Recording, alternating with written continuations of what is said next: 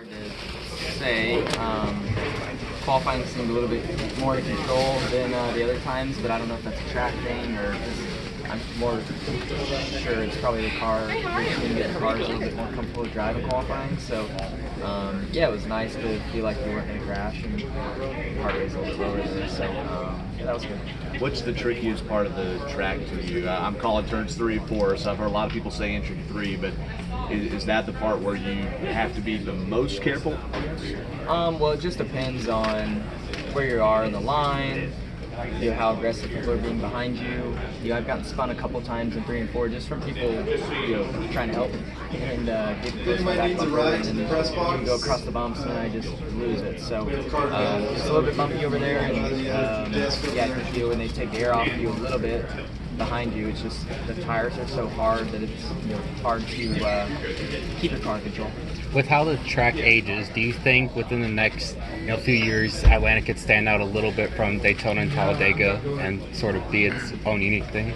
Well, I think it already stands out from Daytona and Talladega just based off the size of the track.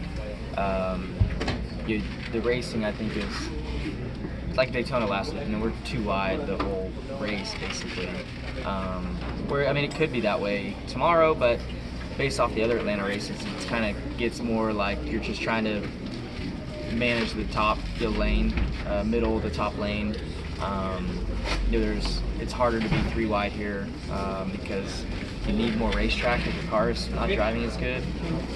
So yeah, I don't know. I think it's already stands out, and I think with age, honestly, it could get a little bit easier to get around here. As hopefully they give us a little bit softer tire, but yeah, I don't know. How much is handling already starting to come into play, like in terms of with this track aging, and maybe some drivers are saying it's already back to being a little sketchy, and Really? you have to focus more on handling than maybe the drag? See, I don't know. I feel like a lot of times when they repave places, they come here with like a brick for a tire, and that new surface is kind of just slick. It's not gritty yet, so I feel like that in a way there's almost less grip when you first get on a new repave track, and then like as it ages to a point, it gets some more grip back in it. So I could be wrong, but I feel like it's got a little bit more grip than it's had. But then again, it could be just the car setup's evolving to keep up with things. But I don't know. It's hard to kind of predict the future, especially with weather in Georgia. With that in mind, what do you think it takes to win here compared to 2 years ago when you were first coming here? What do you think it takes to win here compared to when you were first coming to the Super Speed? Yeah, compared to. I finished like DFL both races here last year. Yeah. Caught up in a crash, so yeah. You just similar to Daytona and Talladega, you kind of have to execute your stints, saving fuel and stuff, having quicker pit stops to get some traction. You can pass easier here because people do have their hands full a little bit more. So yeah, you just want to get to the front, stay away from the craziness, and you'll play the runs out good. So Atlanta used to be a driver's track. Not that it's not a driver's track anymore, but now there's a lot more factors into winning these races. But back in the old Atlanta, you had a good car and you knew how to get around here. You could be really fast. But now it's drafting, so kind of diversity of lanes and runs and friends and crashes and all of that stuff.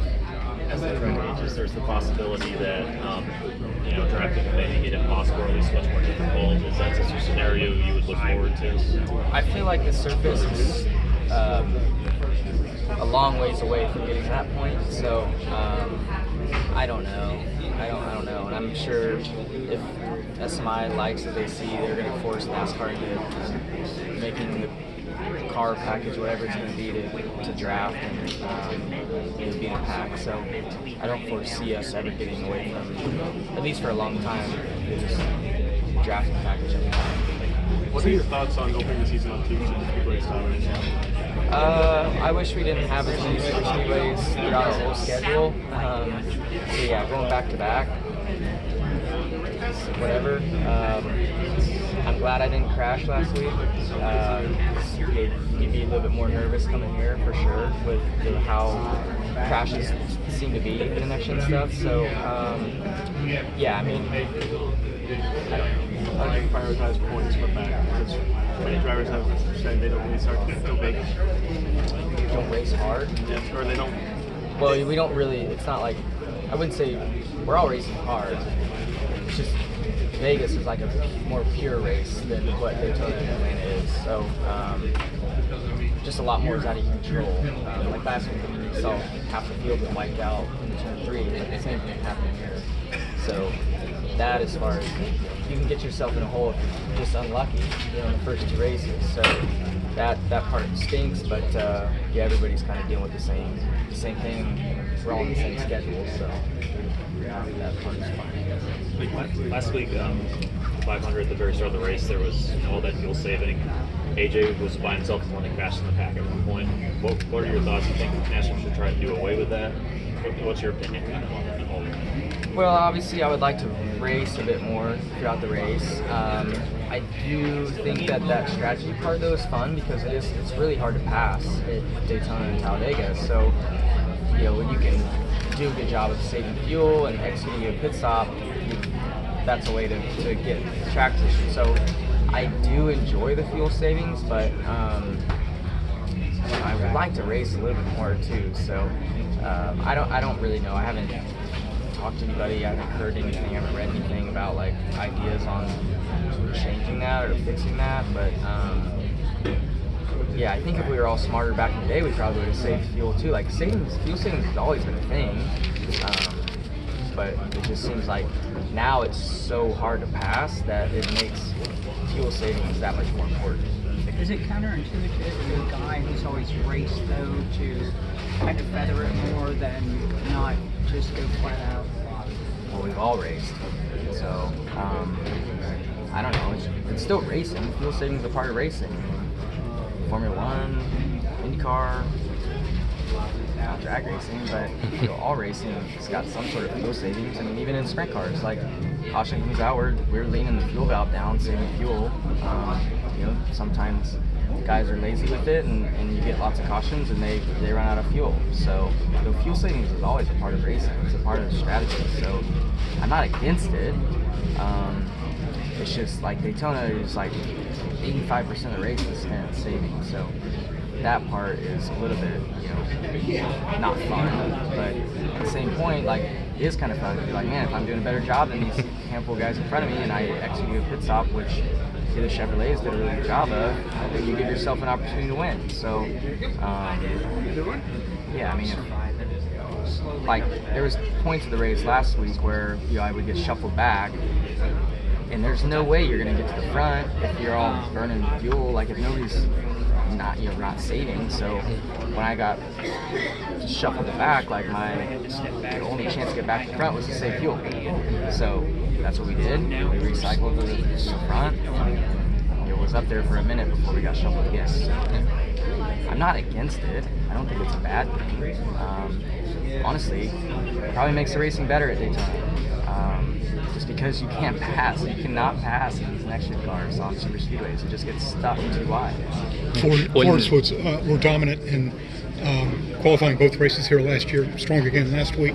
How tough is it to get a Chevy up in the top 5 right now? Well, I qualified 5th. Kyle Busch qualified 3rd, so there's 2 Chevys in the top 5. So that's an improvement on where we were last year. I was the only Chevy to make the final round last year, and we qualified like 9th or 10th. So it pays absolutely nothing to qualify on the pole at any of these races. So I'm not too worried about qualifying. I'm glad to be one of the faster Chevys, but I don't think anything about qualifying really. When you say when you say it's hard to pass on the super speedways, what changes do you think could be made to maybe make it easier or more racy? I have no idea.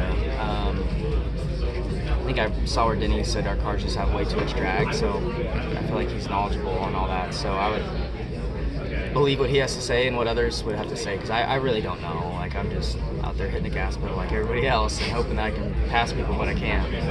Kyle, when NASCAR talks about its diversity program, you're one of the names that always lists